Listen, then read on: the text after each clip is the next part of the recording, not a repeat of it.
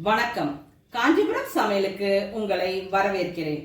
என்னுடைய சமையல் பிடிச்சிருந்தா லைக் பண்ணுங்க, ஷேர் பண்ணுங்க, சப்ஸ்கிரைப் பண்ணுங்க, பக்கத்துல இருக்கிற பெல் ஐகானை கிளிக் பண்ணுங்க. டுடேஸ் ரெசிபி என்னவென்றால் ரொம்ப ரொம்ப டேஸ்டான, ஆனா நிறைய வீட்டில் இந்த பொங்கலை செஞ்சு சாப்பிட்டுருக்க மாட்டாங்க. கல்யாண வீடுங்களில் மட்டும்தான் இந்த பொங்கலை நிறைய நம்ம பார்த்துருப்போம்.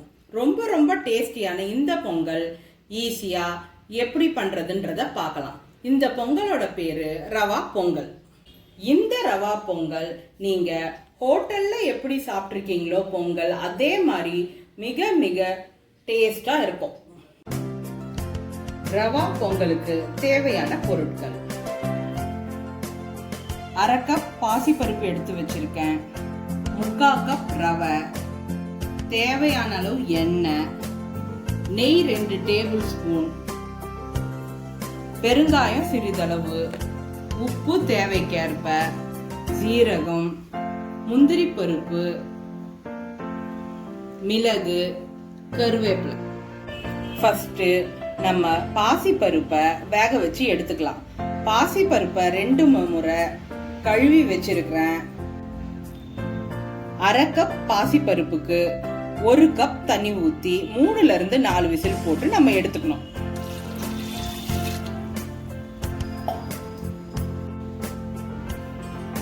இன்னொரு பக்கம் நம்ம ஹாட் வாட்டர் ரெடி பண்ணிக்கலாம். இப்போ 3/4 கப்பு ரவைக்கு அதுக்கேற்ற மாதிரி நான் 1/4 கப்பு தண்ணி வச்சிருக்கேன். 3/4 கப் தண்ணி ஊற்றினா போதும். பட் கொஞ்சம் எக்ஸ்ட்ராவா நீங்க எப்பவுமே வச்சுக்கோங்க. தேவைன்னா அதை சேர்த்துக்கலாம். தண்ணி நல்லா கொதிக்கணும். இப்போ பொங்கல் எப்படி செய்யறதுன்றத நம்ம ஸ்டார்ட் பண்ணிக்கலாம். முதல்ல எண்ணெயை ஊற்றி அதை தாளிச்சுக்கலாம். முந்திரி பருப்பை போடுறேன். பொங்கலுக்கு நம்ம கடைசியில தாளிப்போம், ஆனா ரவா பொங்கலுக்கு முதல்லயே தாளிச்சுக்கலாம்.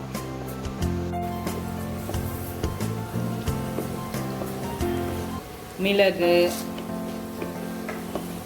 சீரகம்,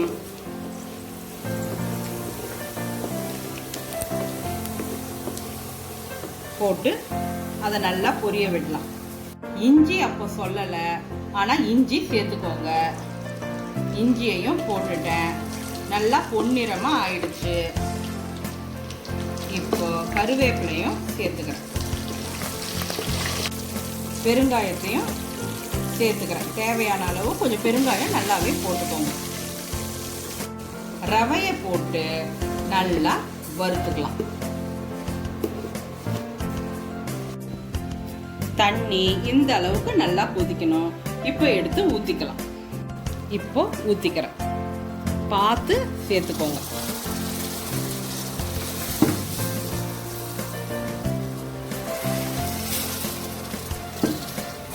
எக்ஸ்ட்ரா இருந்த தண்ணியும் நான் ஊற்றி மொத்தத்தையுமே சேர்த்துட்டேன். இப்போ கொஞ்ச நாளை ஒரு 2 நிமிஷத்துக்கு மூடி வச்சுக்கலாம். 3 to 4 விசில் முடிஞ்சு போச்சு. இப்போ நம்ம எப்படி வெந்திருக்கு பருப்புன்றத பார்க்கலாம். பருப்பு கரெக்டான பக்குவத்துல வெந்திருக்கு. இப்போ நல்லா ஸ்மாஷ் பண்ணிட்டு இப்போ நம்ம சேர்த்துடலாம்.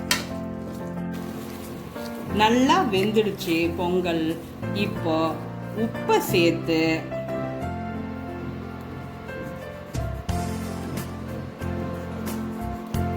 கலந்துக்கலாம்.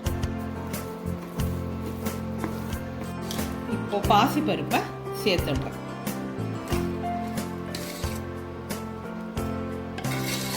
நல்லா கலந்து விட்டுக்கலாம். இது கரெக்ட் பதத்துல இருக்குது. சப்போஸ் தண்ணி கம்மியா இருந்தா கொஞ்சம் சுட தண்ணி நீங்க சேர்த்துக்கோங்க. ஆனா இது பர்ஃபெக்டான இதுதான் ஸ்டேஜ். நல்லா கலந்து விட்டுட்டு கடைசியா தான் நெய் விடணும். அப்போ எப்பவுமே பொங்கலுக்கு கடைசியா நெய் விட்டோம்னா அதுதான் ஹோட்டல் ஸ்டைல் பொங்கல் எப்படி இருக்கோ அதே மாதிரி இருக்கும். அதனால இப்போ நான் நெய் விட்டுக்கிறேன்.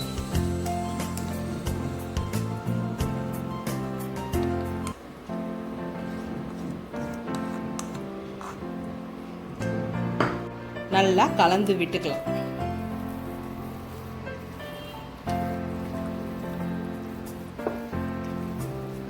இப்ப பாருங்க, பாத்திரத்துல ஒட்டலை.